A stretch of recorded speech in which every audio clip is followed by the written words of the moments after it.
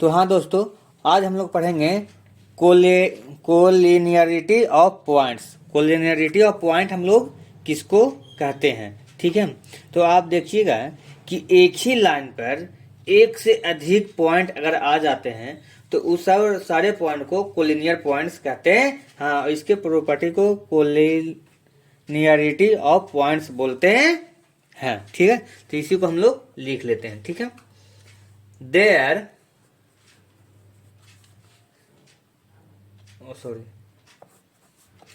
THR3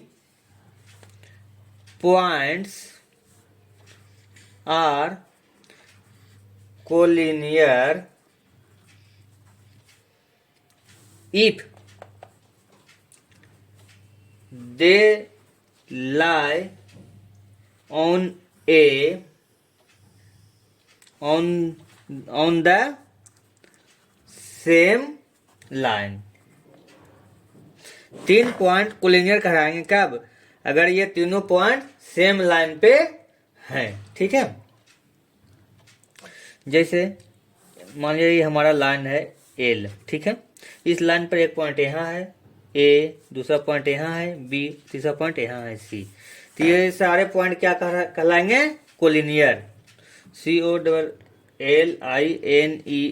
collinear points. और इसकी property को कोलिनियरिटी कहते हैं, ठीक है। और अगर ये पॉइंट सेम नहीं हो तब क्या कहेंगे? तो ये कहता है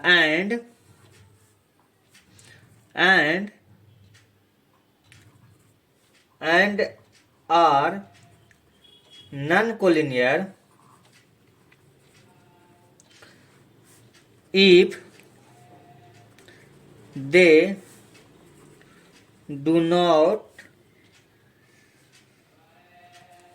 मतलब अगर ये पॉइंट अगर एक ही लाइन पर ना हो तो नॉन कोलिनियर कहलाएंगे।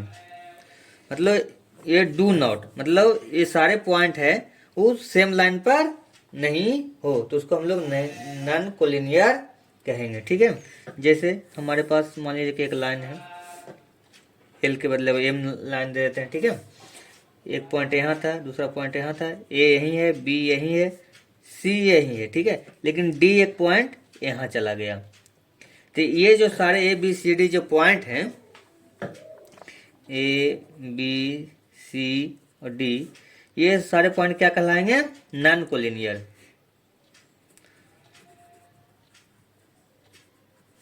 नॉन कोलिनियर पॉइंट कहलाएंगे, ठीक है।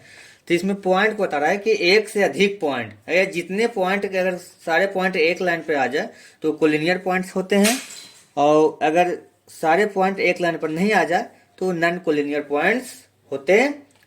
अब ये लाइन क्यों है? ये लाइन बहुत लंबी हो सकती है और छोटी भी हो सकती है, ठीक है।